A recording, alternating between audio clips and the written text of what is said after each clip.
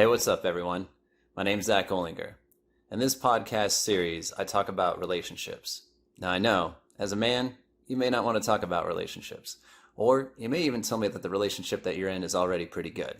But I'm going to invite you to consider this. Could you be a little bit more fulfilled in the relationship that you have? I would like to have you consider that there may be other ways to kind of see the conflicts that are truly just unnecessary that we all experience in a different light.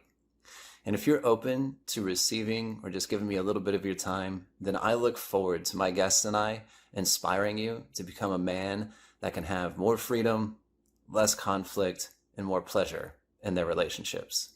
Thanks for joining me. Hey, everybody. Thanks for joining me on another episode of the Real Zack Olinger. Today, my guest is Janis Isaman, and she is a writer for the Elephant Journal. And she is going to talk to us today about dating trauma and some other interesting things. She is also a moderator for a couple of dating groups on Facebook. And with our talk that we had before we started recording, it was pretty fascinating. So I'm definitely interested about where this conversation will go. Thanks for joining me today, Janis. Thank you for having me. Absolutely. So I guess with that, I know we were talking before, so I'm not sure exactly where you would like to start. I know dating trauma is probably a really big topic.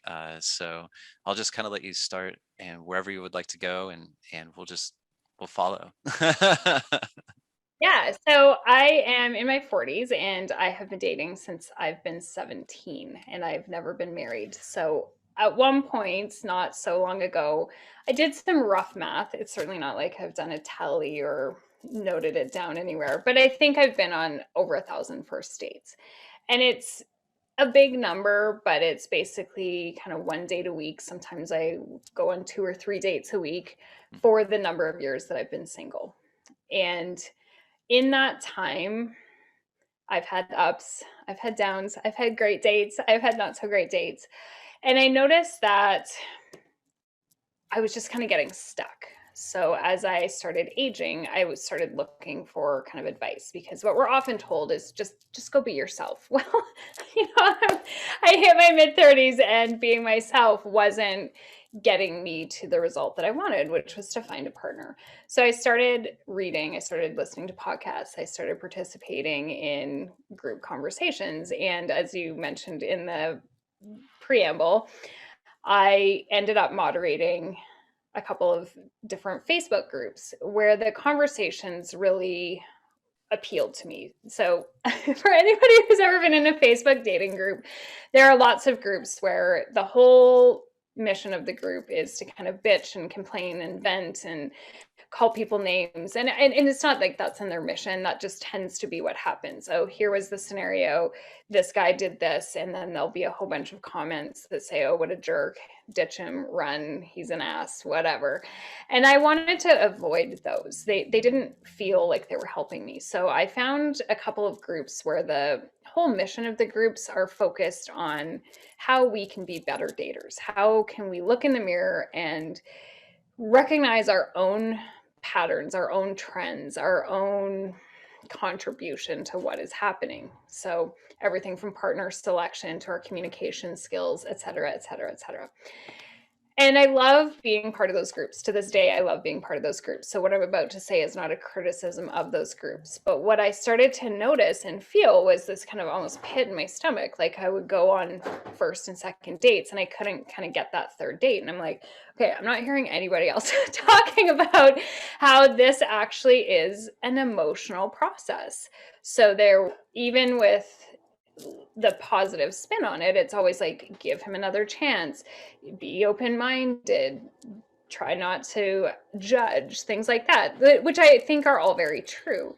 But what was really missing from that conversation for me was the emotional honesty of, okay, I mean, it's additive, but over my lifetime, I've been on 1,000 dates, and it's kind of ends up being like paper cuts to the skin. And it actually does, I believe, change the wiring and change the safety in our brain when we are constantly going on dates that turn into nothing. And part of that is because when we're on a date, we have the intention of being open, connecting, having fun, actually forming a human connection. We're making eye contact with somebody. We're exchanging energetic attunement. And then we never see the person again. And our human biology was actually never meant to have swiping apps where we're looking through catalogs of people, texting 10 to 20 people at a time to sit down to a date or 2 or 3 a week, have this open connection where you laugh, you exchange, you have a good time. Sometimes you have some physical chemistry and make out, etc. at the end of a date, and then abruptly get shut off. And so I noticed that at a certain point, my body felt a bit traumatized from this. And I would occasionally just completely melt down. And I had friends and even people in these dating groups that were like, why are you giving your power away? Why are you upset? And it was never about that one person. It was the additive impact of this has happened the last 15, 25, 32, pick a number, times I've gone on a date. And so I wrote an article for Elephant Journal and actually for the dating group about really how that felt in my body and what that experience of going on dates, endless dates, with this optimism and this self-improvement bent and this positive attitude felt like to me. And that experience of just being constantly kind of micro rejected by people that, while I'm not attached to, the intention is to form that connection. The intention is one of being open and fun and positive, and just kind of continuously getting shut down, cut off, rejected. And not to say that I wasn't doing any of those decision-making points, but just where it kind of all lands in no, no, no, no, no. Yeah.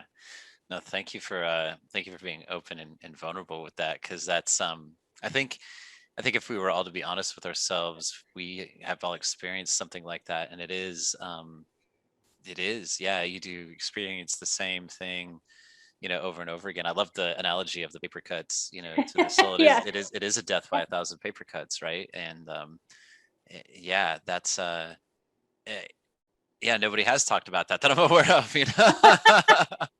No, and I think it is because it does take a certain amount of openness, honesty, self-reflection, and even a certain amount of courage to come out and say, you know what, this is painful. Mhm. And it's not painful in one instance where I'm attached to the person or I've given my power or self-esteem to the person, but over time it really is, you do end up laying down on the ground bleeding in a pool of blood that you have no idea where it even came from. Yeah.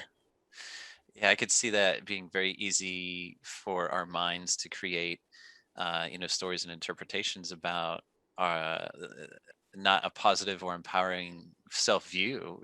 Like it is, like it's just something that, yeah, it is, could definitely form some trauma. Absolutely. Yeah. It's just like, hey, if you're gonna get tapped lightly with a baseball bat in the same spot 1,000 times, you're probably gonna bruise, like regardless. Yeah, that's right.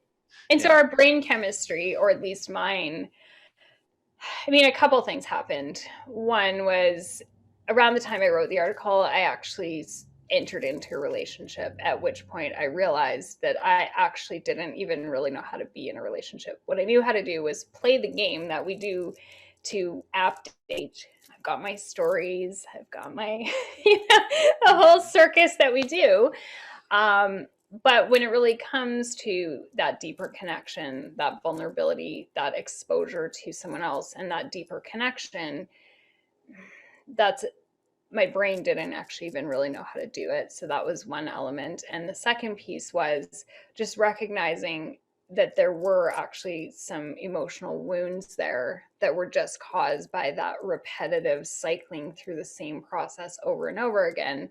And a lot of it, although my intention was to connect, it was quite shallow. Anybody who's ever been on Tinder for more than a month can completely relate to that. I mean, you're swiping, you're texting, hi, how was your day? Great, how's yours? Fantastic, thank you. And it's very high level. Everybody's trying to be positive, and I get that. But there isn't that kind of depth to it. And Mhm. then when it ends in no match, it does have an impact on your brain because that is your life experience. Yeah. Yeah, and I could see too where yeah, to kind of compound it, where my mind goes with that is it's like, damn, if I can't connect even on a surface level, like what the hell happens when I try to get deep, you know? Like I can't, yeah, like if I'm getting shut down here, what the hell's gonna happen when I get deeper down? Yeah. Yeah, for sure. And I remember while going through my, when I got divorced, I spent some time on like the dating sites and the apps and things like that. And I just felt like I was looking for a job, man, like it's just so Yeah. depressing. And I was like, and then I thought about like, I don't know how the hell these things are even successful, because if I were a woman, I would be like, no way in hell am I doing this, because I just Yeah. was looking like, I don't know, I'm pretty candid, and I'm very transparent, but like, just knowing how guys are, I'm like, there's no way if I were a woman I would be on a dating app. Like, you kidding me? Like that I don't know, just to sift through all the shit that you would have to go through. Like, I can't Yeah. imagine. I just can't I'm imagine.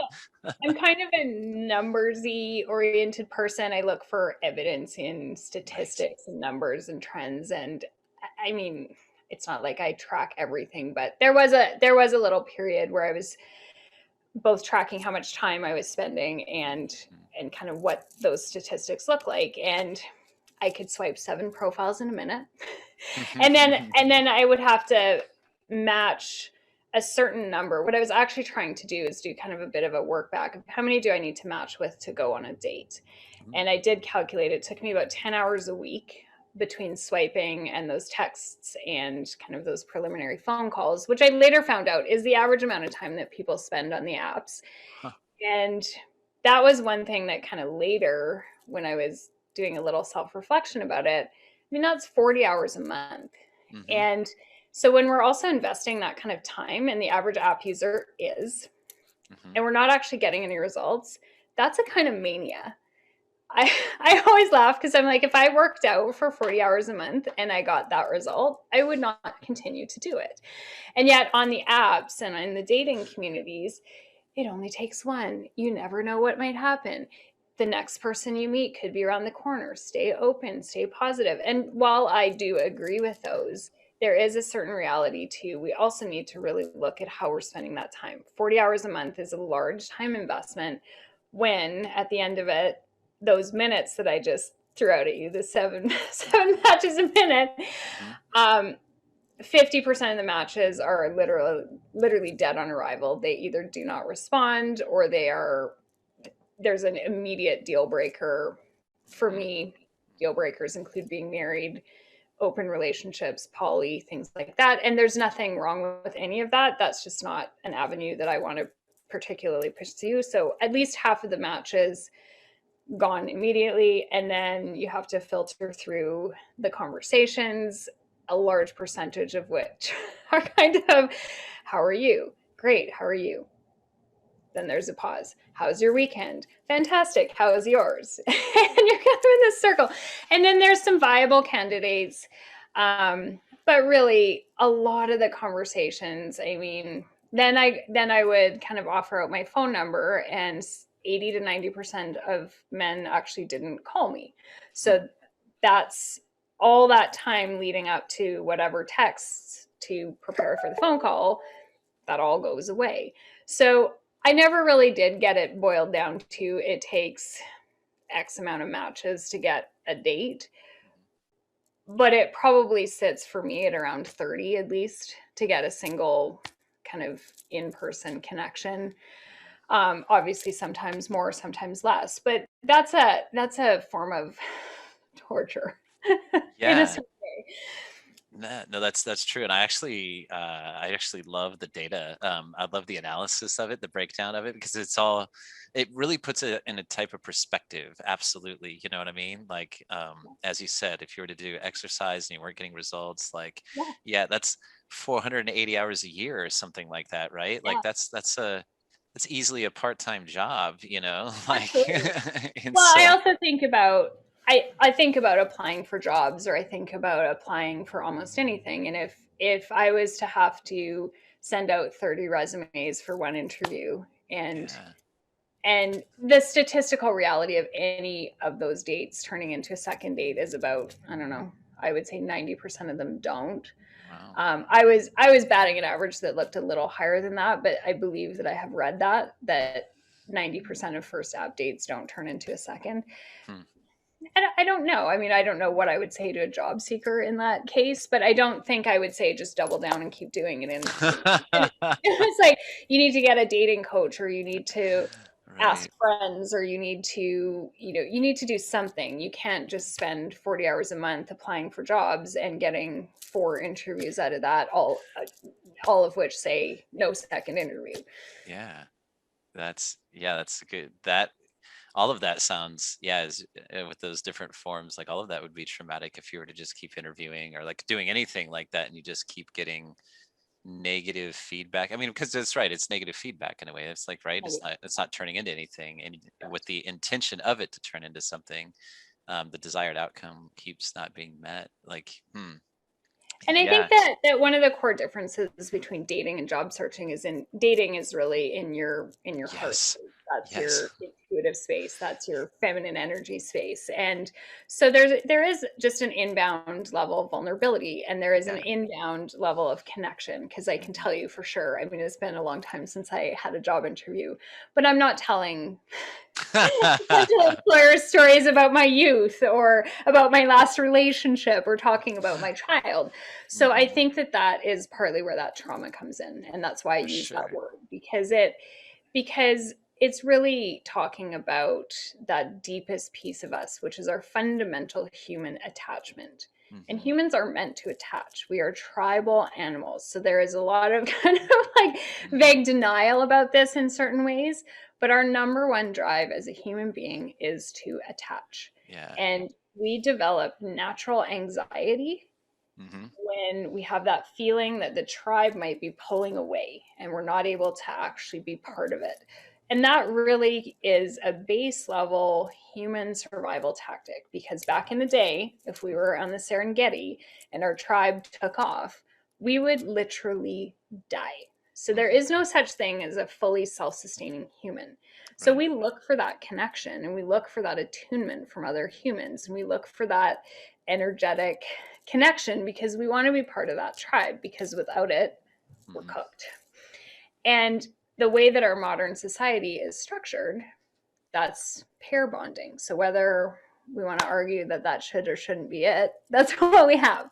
Mhm. And especially as you get older, I mean, I think people in their 20s do tend to be a little bit more pack animal-ish, where there's the whole cluster of people. But in your 30s and late 30s and 40s, a lot Mhm. of your peer set are paired off, and so that becomes the methodology to get that connection, to get that financial and emotional safety, and that connection that we crave as human beings. So I think that really it does become impactful on our nervous system to go through this experience over and over again, because it ends up really being a message to your nervous system: tribe is packed up and left out. Right. Yeah. No, I agree with everything that you just said for sure. That's yeah, there was nothing I would disagree with at all with that. That the being vulnerable coming from the heart center, and then like, yeah, just having, yeah, does it, I guess too, like that's a lot of courage and strength to keep going with that, because I know for myself, like I don't know if I would have the wherewithal. I mean, like eventually, like did you ever get to a point, I mean, I guess you did, you mentioned that like sometimes you would have like a breakdown, maybe more than one, I'm not sure, but yeah, Oh I'm yeah. sure like it's very trying and difficult to want to even like keep going, right? Like Yeah, mhm, I yeah. noticed that, and this is not a statement about anybody who was in the position of trying to support me, but Mhm, again, um, statistically, by my age, most of my peer set are married or have been married. It's a very small minority of people that have not, and so I find that it is very, very difficult for my peer set to actually relate to that experience. And they're certainly trying. And I have actually put myself in their position where if I was getting a panic phone call from my friend completely breaking down about a date that had gone wrong, I would be like, whoa, let's check your reaction. Are you overreacting to this one man? Why are you so attached to the outcome of this one person that you met one time? And I think that was, that was a lot of it, was just it. There was a lot of really confused reactions to my response, and it was I was aware of it at the time. It was like, no, this is about the last 15 people all put into a big ball coming out in a panic where I'm crying or I'm freaking out, or I would get kind of preoccupied with it, or I would try to solve this problem. And it really wasn't about what had happened the day before. It was the collective experience of, 15 dates is 3 to 4 months worth of dates, really, if it's one a week. Mm-hmm. So I was kind of balling it up, containing it in, and then it would just pour out. And then my friends would kind of staple and tape me back together. And away we would do this again. So I would say it varied. It was as often as once a month to sometimes as few as a couple times a year that I would kind of have a breakdown. But it was definitely on average, like every 3 to 4 months, I would just have like a complete fucking breakdown. And it really was like, it took me a while to kind of really figure that out, that it was not about that one incident or that one person or that one response or that one text or that one date. It was that collected experience where I was cramming it in, almost gaslighting myself, and not on purpose, but right. It takes one, it could be the next one, it could be this, and then it would just sort of, my nervous system would just go into a state of collapse and dismay. Yeah. The mention of like the next one, or it could be right around the corner, reminds me of like the gambling, right? Like how casinos hook you in with that, right? Like totally. Your next win could be right there. Like, yeah. But that actually, and honestly, that's what app dating is really built on. I mean, I've had people that have told me that they know someone on the inside of one of those companies, and that's what it's based on. Mm-hmm. I don't know. I haven't personally fact checked that, but it does feel that way. I mean, you log on, you seem to be served with kind of some of the best people at that exact moment. And then as we swipe, it's no, no, no, no, no. And you're thinking, okay, I'm going to get off here. And then, oh, there's a good one. And then you actually stay, and then you do some more swiping. And so they're served out just kind of at that precise moment to give you that human reward. Yeah. And I do want to just mention, like, I figured out over time that I got really overwhelmed with matches. So I would kind of whittle it down and have only 7 active matches in my inbox and literally not match with anyone more.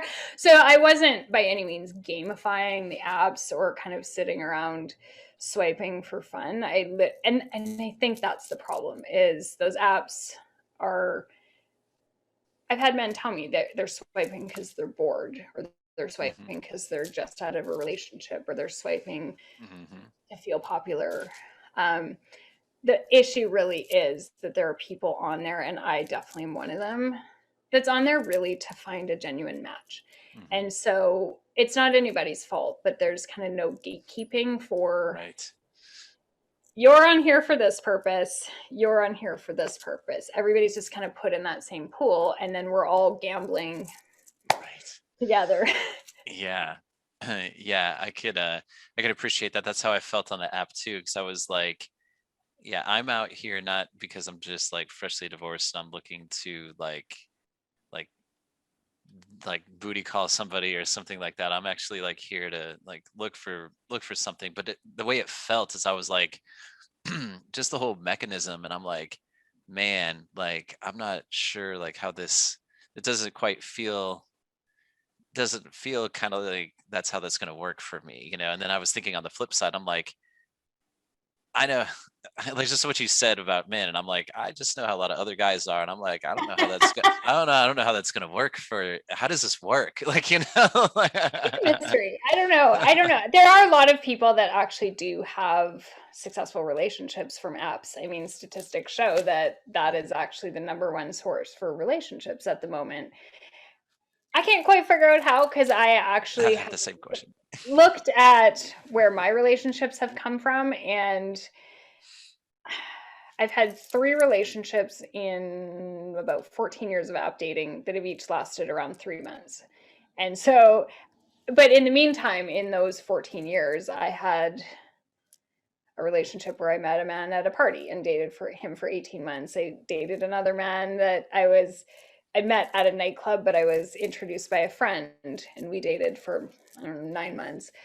I met another man at a yoga studio where I was a volunteer and he was a teacher, and we dated for 2 years. And so when I actually look at my relationship history, Hmm.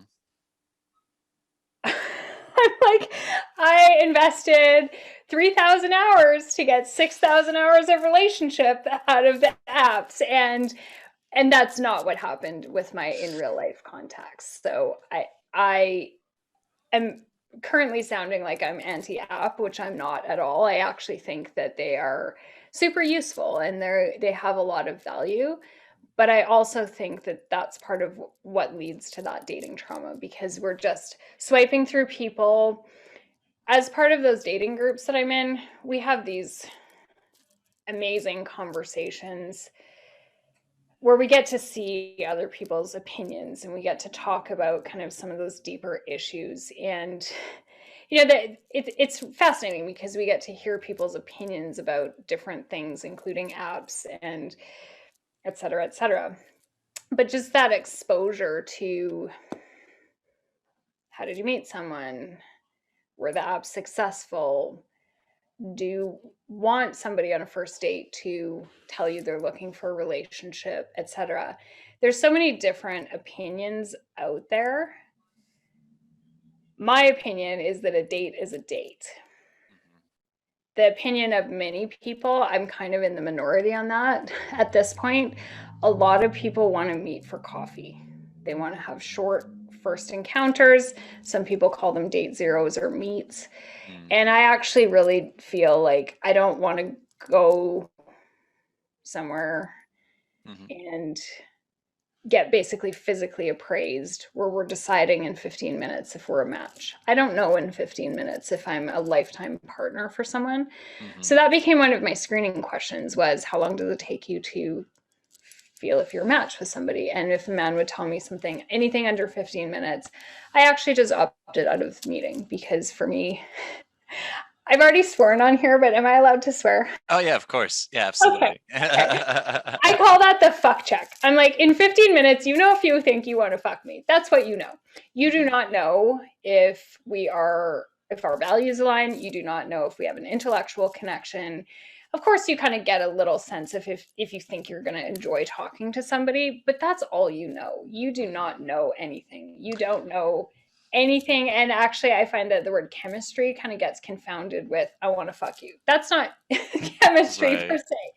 But I think that that's really, at the bottom line, that's part of what leads to that dating trauma, because we've sped this up and we're swiping. And now, it was a decade ago and we actually would have coffee or lunch or drinks on a date, or sorry, not coffee, dinner or lunch or drinks. And now the kind of dating culture is 15 to 30-minute coffee. And, for me, I have a lot more desire for a deeper connection, more emotions, more intellectual exchange than a 15-minute coffee. And I don't really care for the fuck check. Right. Yeah. So it makes me curious too, then, like through the experiences that we had with the Facebook groups and things like that. Just since you've had exposure to that in that group, that larger group of people, kind of data wise, like, are there a couple things? One, how many men seem to be in those kinds of groups, and compared to women, is it mostly women? Yeah. Or so I moderate 2 of them. One is female only. okay. Obviously, that's female only. Yeah. And one of them is both genders. So the one that's mixed gender, I would say it's probably, I don't have the statistics off the top of my head, but I would say it is definitely a majority of women. I would say there's 30 to 40% men in there. Gotcha. then I participated in another one where that one might be a little closer to 50-50 male and female. But yeah, I mean, for better or for worse, a lot of that does skew towards the slightly more female. Mm-hmm. Having the mixed gender groups, though, definitely adds the perspective and the truth that we all have the same problems. So recently, one of the other administrators of the mixed gender group was sharing that prior to being in our group, he felt like women, I think, because we kind of talk about this culturally, like women have greater emotional capacity and more capacity for connection. And so he felt like women had dating all figured out. Well, over in the women's only group, men lead, men know what they want, men will pursue what they are confident of. And so both the genders in a certain way feel like the other gender knows what they want, they have this certainty, they have this skill set, and they're going to get after it. So everybody kind of just stands there waiting for the other gender who they think have this all figured out to take this action of confidence.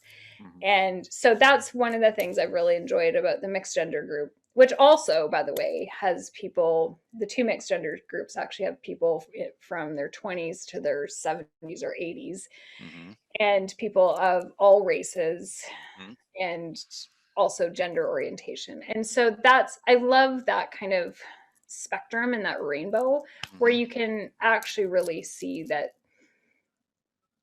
on a fundamental human level, we are driven to connect. We want to connect, and we are frustrated and confounded when we don't know how to connect and we can't kind of bridge that gap.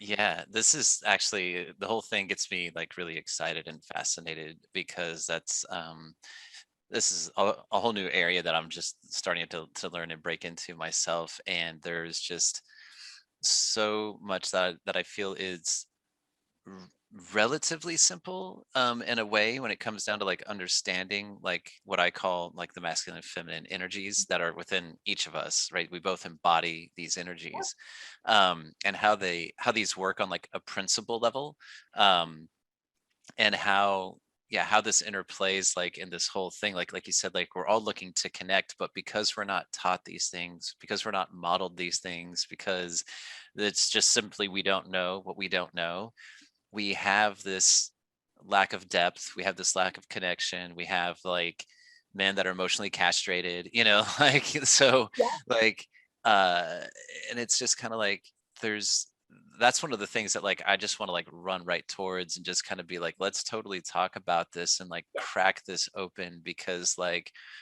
I mean your use of the word trauma like really dovetails in with my whole thing of like, once we start to raise the awareness of this kind of thing, less suffering, right? Who wants to suffer? Like, we don't need to suffer in these relationships. We don't need to suffer to like try to get into a relationship. And once we're in it, we don't need to suffer while we're in the relationship. Like, there's really, it just comes down to, in my opinion, a large piece of it. It's not the answer to everything, but it's a large piece of it. It's just awareness about, to me, these fundamental principles that we embody.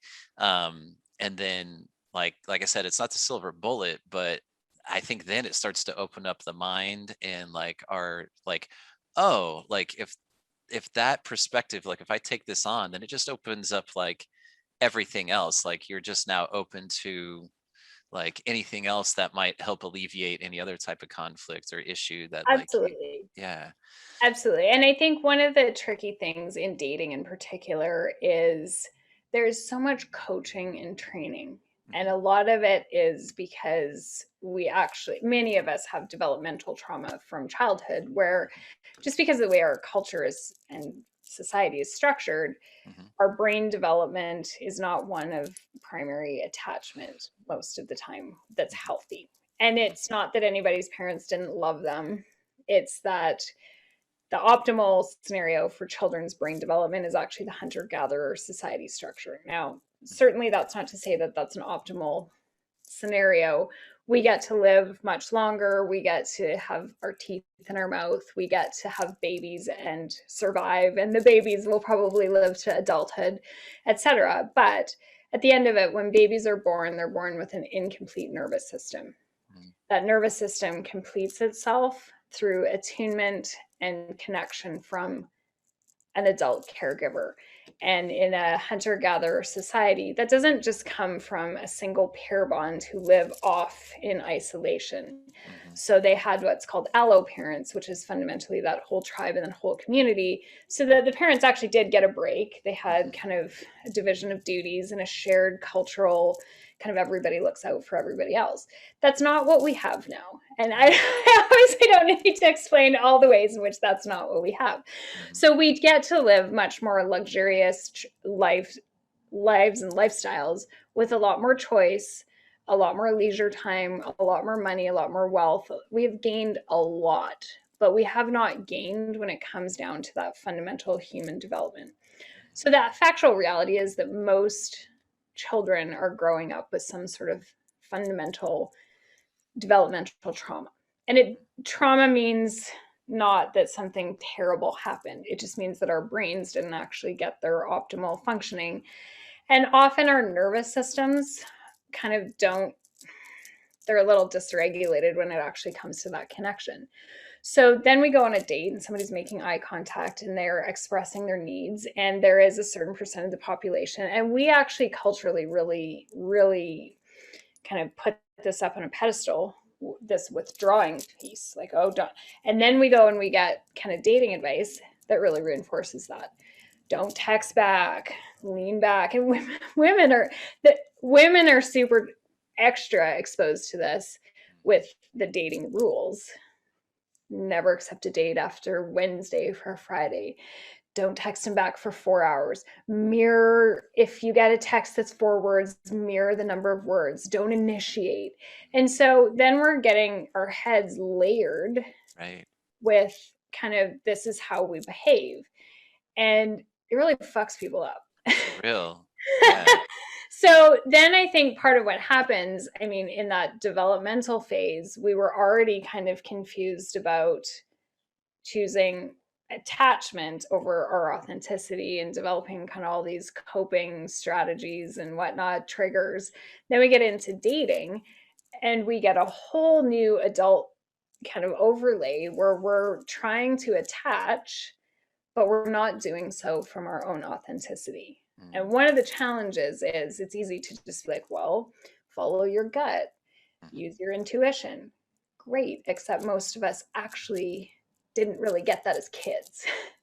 So by the time most of us have active memory of being children, we already had coping mechanisms and strategies where we didn't fundamentally express our authenticity. So if you were ever told, quit crying, suck it up, etc., you were not allowed to express your authenticity, express your emotion, be vulnerable. So then in a dating scenario, we're told to be vulnerable. We try to do our best.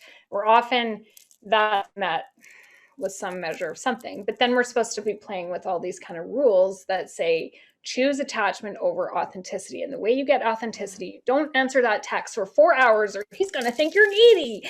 And so our nervous systems are just swirling with this fundamental human desire to connect. And we're trying to sort out all this information, both from childhood and then adulthood. And then I'm not a man, clearly, but my understanding from the gentleman that I'm talking to on a daily basis about relational things, men are often told, pursue a woman.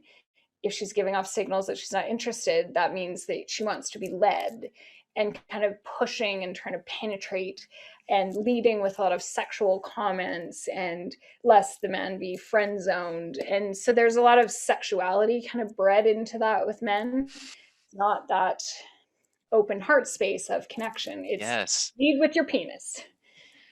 When has that ever fucking worked? Okay. Like, that's what I want to know is like, it makes me so angry to hear this stuff, to tell you the truth. Cause I'm like, who is pontificating this bullshit? Like, I'm serious. But I think I've actually thought about it. I don't really have an answer, but I think that the reality is that people are they want solutions. And I really do feel like the dating coaches and people who put together these programs aren't sitting there being like, ooh, how do we manipulate people into Right, buying this? They're right. trying to They're help. trying to help. I But get, the only yeah. way to systematize that is to actually create rules. It's just Ah, like, it's like health and fitness where you're given those right. diet rules, which S- on a certain base level, some of them have some truth to them, mm, but it just kind of gets spun out of, I, at the end of it, what most of us actually need is really like trauma therapy, emotional skill sets. And like, that's not that fun or exciting. well, that's true, and I agree with the systemizing it and everything of that nature. My thing is that like I think the data speaks for itself in this regard. How many failed relationships and traumatized people do we need to realize that the bullshit that's been pontificated doesn't fucking work? Doesn't work. Okay. Yeah, Yeah, it doesn't totally. work. So how about we scrap that and we try a whole different thing? These things about like mirroring and how many words and like waiting, and this is all game. This is all It's game totally. shit. It's total bullshit. It just, I mean, I'm getting obviously kind of charged about this. Like I'm like, hold on a minute, man. Like, and I think the reason is because like I grew up like with a lot of women around, and I'm very in touch with my feminine side. And it's only recently that I would say I've started to step more into my masculine. And that's why I'm about like the masculine and feminine energies. There are principles, like if you want to talk about systematizing stuff, there are principles just like mathematics or physics about what the feminine energy is and what the Yeah. masculine energy is. And it has nothing to do with mirroring And fucking and the number of like text or like no, how it long doesn't. you fucking wait. It has nothing to do with any of that shit. And at the same time, like once we start to understand these things, it can give us a framework to work with that trauma. So like I feel like it gives us a way to like, oh, like now I can start to understand like, how I was showing up and why it came out this way and like why this person showed up that way and like this kind of a thing. And like, oh, like for me to actually get what I want here, like this is like how this works. And it's not a form of manipulation. It's simply 2 + 2 = fucking 4. I mean, like that's just how it works. Okay. It's not it's not about using it to manipulate anybody. It's just simply about understanding what we embody and the fact that we can change these energies throughout the day. Like I will embody my masculine some of the time, but not all of the time throughout the day. Sometimes I'll switch over to my feminine and then I'll step back into my masculine, and understanding that this is how this works. Like, um, and some people, I've talked to some men and they're like, I don't know if I have feminine energy. I'm like, you totally do. Yeah, you do, dude. And I just want to say, like, it took masculine and feminine energy to create you. So it's obvious that you're probably going to embody it. I can't think of any one thing that was made of Yeah. multiple parts that didn't have characteristics of the things that made it. Like, how can you make a unified thing that came from multiple parts that don't have characteristics of those parts that created it? I don't think there's a thing on the planet that does that. Like, No, but I think we have a couple of kind of comment threads off there. Number one is I think the idea of masculine and feminine energy has been confounded with gender. And yes, then layered over top of that, we have 600-700 years or more of patriarchy, which yes, really reinforces the superiority of the masculine qualities. mhm, So, even go to a bookstore, I have a business degree, and the way that we are told to organize our time, mm, 99% of the books there are make a chart, create a checklist. They're really structured yes, in a masculine energy way. yes, And so part of the problem is the reality of how does dating work? How do we connect to our body? What sensations do we feel? Whew, that's that's how do we teach that? And how do we teach that in a culture where most people have never felt that? yeah, And it's a lot easier to teach the concept of lean back, don't respond to his text for 4 hours, or dude, you got to give your phone number when you first meet her and make sure she doesn't get away. And so I think the other comment I want to make about masculine feminine is I actually I wish I could remember the name of the book right now, but I read a book written by an anthropology professor. It was not a dating book. It was not a book about sex. It was an anthropology book. And this professor talked about how when women are selecting for mates, they're actually selecting based on, wait for this, gentlemen, the feminine qualities. And the feminine qualities are that of caring for someone. So buying a woman flowers, opening the car door, pulling the chair out, those are all actually actions born of the feminine. So what he was saying was that an actual masculine male with no femininity could and would go out into the field, shoot an animal, and walk away because he doesn't give a fuck. So no compunction to actually eat the animal, use the animal, or care anything about it, or to feed his tribe. So at the end of it, actually, the woman is part of the reason I think that we just naturally have kind of that mating ritual where the man is courting and doing these kind of courting behaviors, is because that's actually a display of feminine energy of care. So for men to say that they don't have the feminine energy of care, actually that base level drive of I feel compelled to open the door, I feel compelled to buy her something, that's actually your feminine energy. And then for women, we often are really slapped down for having kind of masculine qualities, but what quality is it? And again, this is from the anthropology textbook, so it's not my brilliance, unfortunately, but mama bear. So that act to protect the child, where a woman actually can get quite aggressive. So if somebody was to lunge at her baby or tried to steal it, she is going to go after him. So both genders actually have very strong properties of the other capacity in mating and relational scenarios. So I've seen a lot of stuff in the last couple of years about how women are constantly supposed to be in their feminine and dating, and men are only supposed to be in their masculine. It's total fucking bullshit. Mm-hmm. Because those qualities they're not externally, they're not things to externally get a partner. They're energetic balances within ourselves. But I think that we just need to get comfortable with the idea that both genders have both of these qualities within ourselves. Mm-hmm. And to try to actually deny it, you're absolutely right. We can't make progress or connect. Right.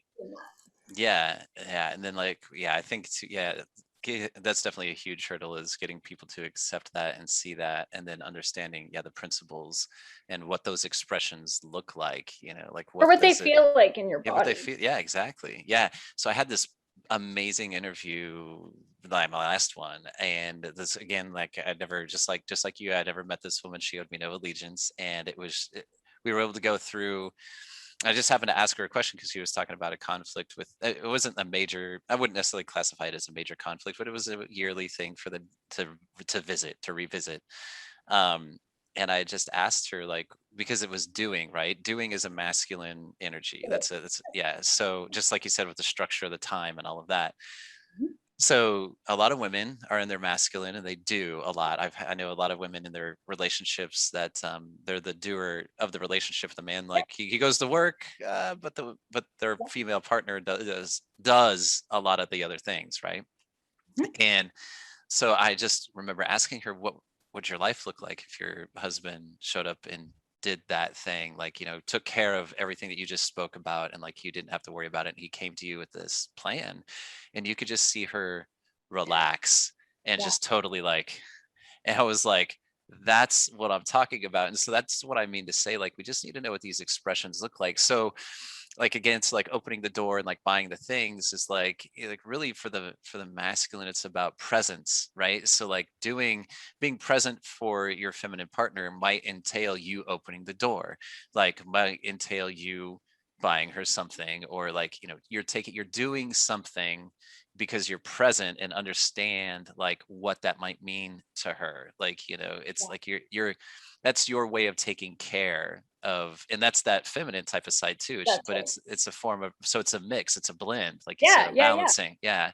So it's just understanding what these expressions look like, and how, again, principalistically, how do they work? And it was just like, the way she responded is, I was like, man, I said, if I was your husband, I'd want to know where to get more of that. Like, you know what I mean? Just the way she relaxed. And I was just like, that was really awesome. Like, I was like, that's attractive. I think as men, we're just kind of like, yeah, we don't want tension. We don't want tension. Like, men want things to be relaxed. Like, For why sure. else do you think we use the phrase, like, and this is totally not the thing to say to a woman when she's emotionally expressing herself, but why do you think we say calm down? Like, you just need to Yeah. relax. Like, because that's what we want. We're saying it, like, we just don't even realize like what it is we really want, but we're saying it. Again, not the thing to say to a woman. Just let her express herself. I mean, you're meant to just sit there and let that happen. That's the real strength of the masculine, is to create the container for the expression of the feminine, which I also don't think a lot of men understand, because they get like very, like, they don't know what to do with emotional expression, which is Yes. yeah. And so that's another kind of recent, I don't remember what year Brene Brown published her first book talking about shame in women, but we all know that the conversation culturally about vulnerability kind of tracks back to Brene Brown. So let's call that 10 to 12 years. And so I see that a lot kind of in the dating conversations, the dating circles, is there is a lot of expression of the word vulnerability. In fact, somebody told me recently that in The Bachelor they're using it up to 200 times in the hour, and I'm like, okay, I think we're that's not actual vulnerability. However, I think that there really is. That's part of what actually leads to that trauma, is that now part of connection is that vulnerability. So we share deeply. And vulnerability in my books doesn't need to be deep, dark secrets. It doesn't need to be exposing shame, but it's even putting yourself out there to say, I had a great time. I really would like to see you again. I really feel blah, blah, blah. I feel anything. And I do actually find, I'm part of Generation X, and I do find that men in particular in my generation, I wasn't either, so I'm not shitting on men right now, but we're not raised to actually emotionally connect and to hold that vulnerability. So that's part of what leads to that, is how do I connect without actually being vulnerable? And on a base level, I don't think you can. Exactly that. I agree. And again, I'm not talking, just to be super clear, I'm not talking about exposing deep, dark secrets, deep things from my history, just exposing my emotions, exposing my feelings, sharing even a desire to see somebody again. And how do I expose that with people who actually withdraw from it, can't hold it, can't handle it, feel uncomfortable around it, or who head straight towards it? I've had this experience a number of times. They create that bond and connection, but then at a certain level can't hold it. And so then that becomes an attachment trauma almost, where we are trying to energetically connect with somebody who can't hold it. Right. And it's easy to say, just go find somebody who can, but when we have a whole generation of people that can't, it's, I do see, so I'm at the end of Gen X, and I think there's a sliver between Gen X and Gen Y, which I'm in, that it's kind of all mushed in. But when you get down into that lower end of the millennials and the Gen Zs, we do start to see different capacities to be able to hold that vulnerability. They were teens, or some of them weren't even born when kind of that conversation about vulnerability started to happen. So I see that there is a lot more emotional capacity there. I see it in my son's school. They talk about emotions. Sometimes he's over it, but that's part of, we have meditation in schools, etc. So that's part of kind of the cultural land, far more than it ever was for Gen X. But I was raised in the opposite way you were. I was raised around men in a farming community where, there was a lot of great things about being a woman in that environment, but emotional capacity and connection was not particularly strong value of that particular culture. Yeah, I can agree with that too, because I'm in the Gen X spectrum as well. Like, and And yeah, that's just I just like the mention as well that like you can get to the point where somebody can hold that, and then there's just it's like this gradient of depth where like at some point it becomes something that's a little too hot to handle, right, so to speak, and it's just like a little too much. Yeah.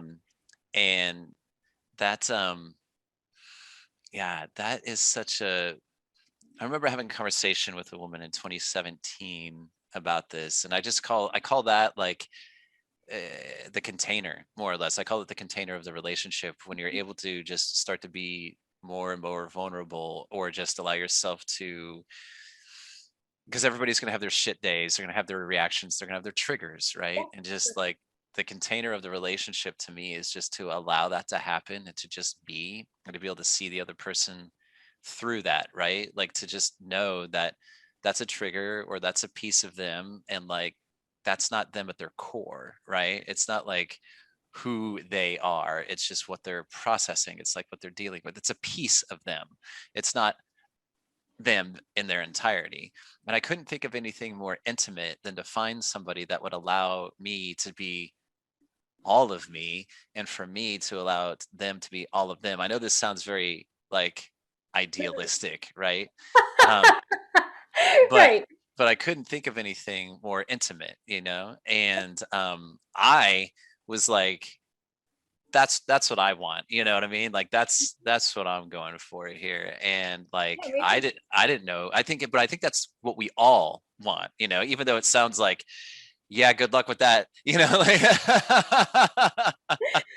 But the whole, I mean, that's part of the problem with Gen X, and bless Gen X. And I actually should mention it also is the baby boomers.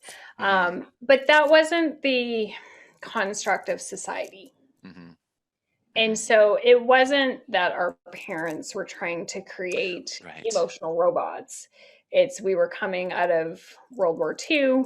Mhm, We had a whole bunch of traumatized people. It still very much was suck it up, buttercup mhm, society.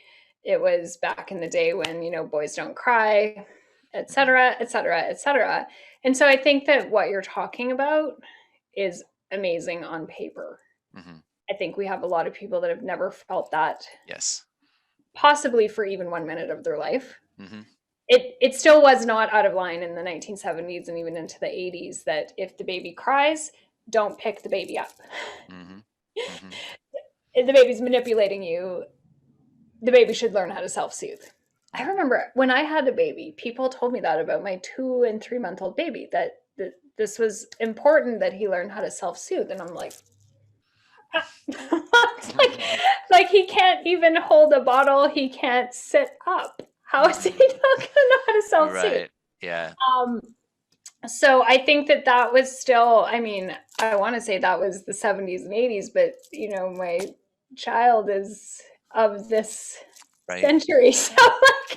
So it still hasn't completely gone away. So when we're asking people to see all of who we are authentically and to be all of who we are authentically, how? When we were really not raised that way, our nervous systems were not that way. And then as adults, we have to go learn this whole skill set. And I think, especially for men, especially because the men of our generation and especially older grew up where therapy was only for people with problems. Mhm, Women did all the emotional work and the nurturing, and dudes did not, mhm.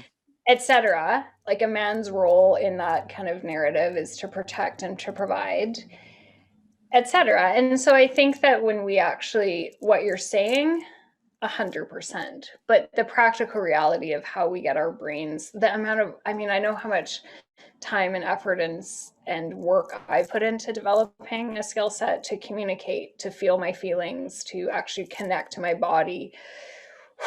It's a lot of effort as an adult to do Mhm, this. mhm, It's at times basically a full-time job. mhm, And it certainly takes up all of my emotional space at times.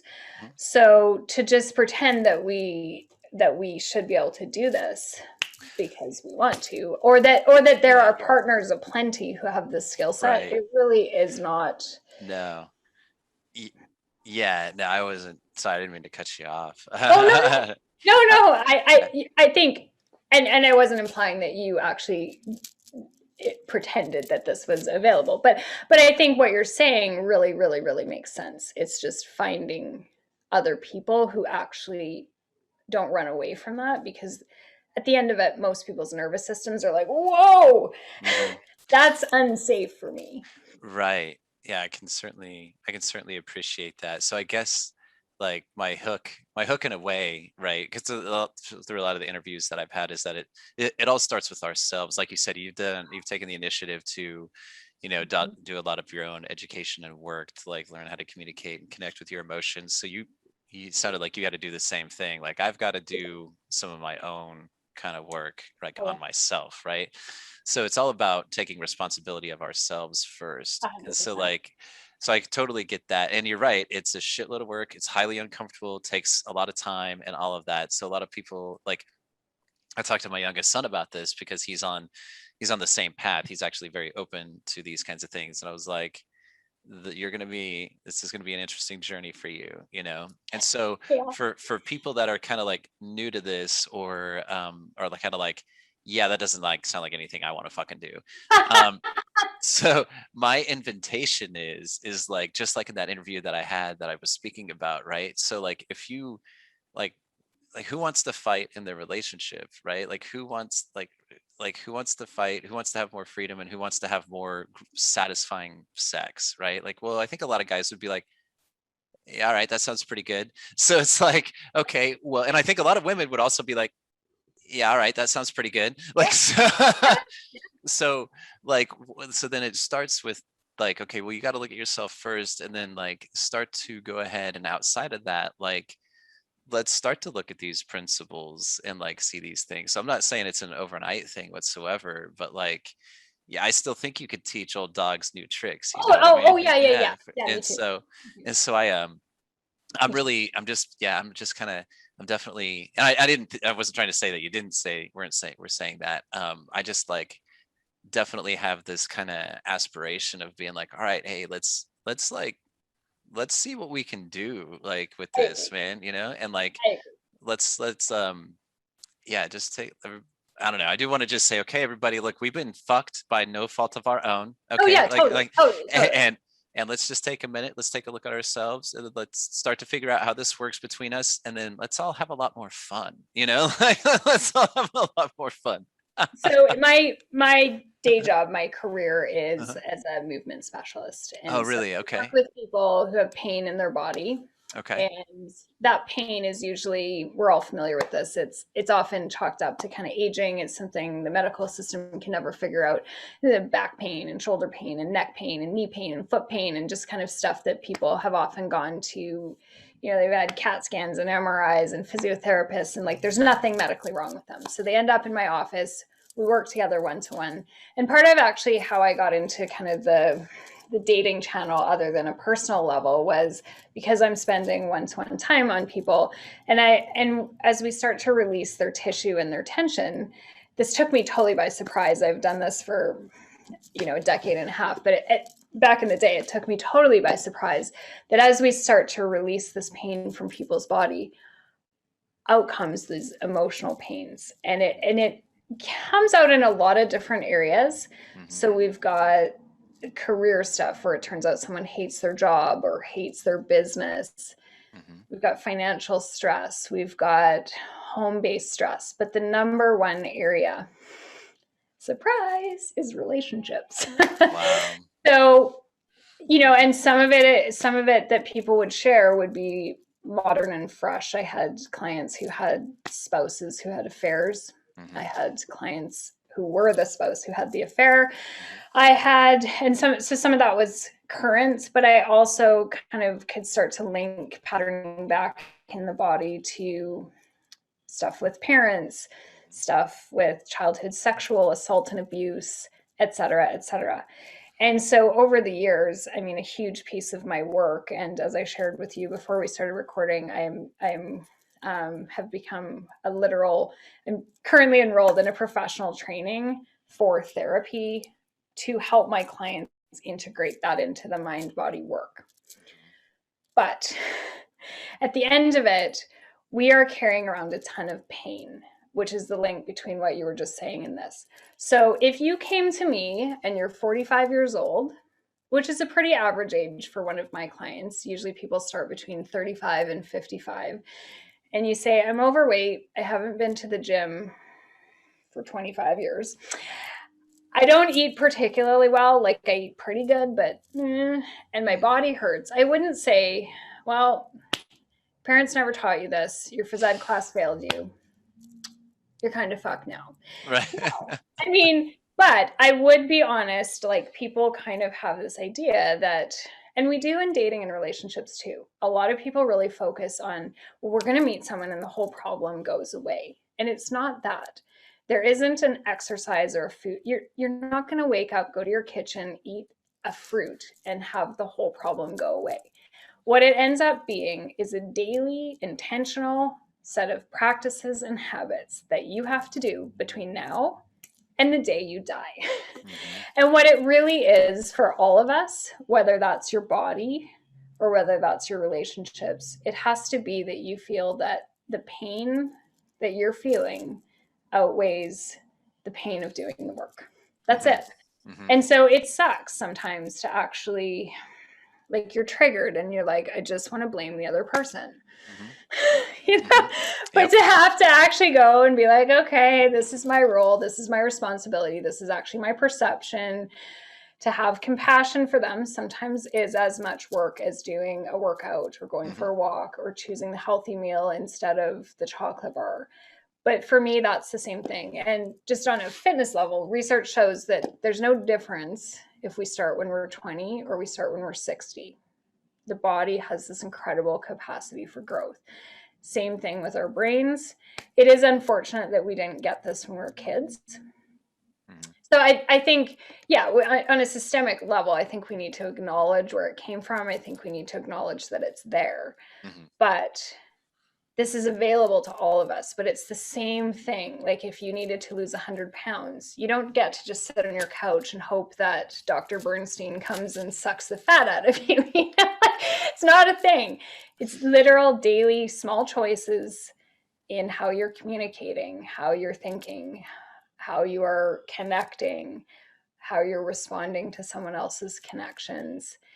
And for me, a huge piece of it is, and why I kind of started with that dating trauma, it's actually owning things that hurt, owning things that suck. We're living in a culture right now that says that we're supposed to think positive. We're supposed to reframe things. We're supposed to kind of always be optimistic, but there are feelings in our body and sometimes they don't feel good. So it's like, I got a pit in my stomach after that date. I feel this heaviness because I've done this 15 times. And just to sit with that, to name it, to know what that feels like, to express that to someone else and not be met with, why are you overreacting? But to actually have somebody else witness that, because that's actually a core underlying skill that we need in relationships, is to be able to extract sensations from our body, translate it into an emotion, have it come out of our mouth, maintain eye contact, and have that person hold space for it. And then create that, I mean, you used the word container earlier, but it's then a relational container of compassion, self-compassion, non-judgment, and safety. And that's actually what we're trying to build. But we can't even build that if we can't name. And I do want to be clear when I'm talking about dating trauma, I'm not saying that we should just blast off frustrations and get triggered and be blaming other people. It's really like that, you know, the experiences of dating heavy. We can own that. We can form community around it. We can have conversations about it. Not that becomes a bonding agent, but just that's actually step one in kind of doing some of this work, is when we're alone. I'm lonely. I feel a pit in my stomach. I feel unsupported. Mm-hmm. And then we can start to take responsibility. That's true. Yeah, that's a good, very, very good point. Yeah, absolutely. Yeah. That's awesome. Well, I think we may want to wrap it up for time, but I think you and I could talk forever on this stuff, which is awesome. So is there anything you wanted to share, like social media wise, or like a website or anything? I didn't know. I always like to ask if there's Yeah. anything. Okay, feel free. Yeah, I love having conversations. A lot of people actually reach out to me. I'm going to provide my business contact, but a lot of people reach out to me because I am also a writer for Elephant Journal. Mhm. So whether it is to talk about this episode or to, people will share their dating experiences with me. I invite any kind of connection, any kind of conversation. So although I'm about to provide my business details, it is not to say that the only open door is for business reasons. So my website is mybodycouture.com. That's 3 words, my, M-Y, body, B-O-D-Y, couture, C-O-U-T-U-R-E. So I'm at the .com, but I'm also at My Body Couture on Instagram and Facebook, so you can follow and or direct message there. Awesome. Awesome. Well, thank you, Janis. This was an excellent conversation. I thoroughly enjoyed it. So appreciate you being a guest and speaking to my audience, or our audience. So thank you. Right. Thank you. All right. That wraps up today's episode of The Real Zack Olinger. Thanks again for listening. If you happen to find this episode insightful or valuable, I invite you to pass it along to somebody else, because chances are, if you found it valuable, they will too. If you're on Instagram, you can find me at The Real Zack Olinger. Until next time, everybody. Thanks for listening.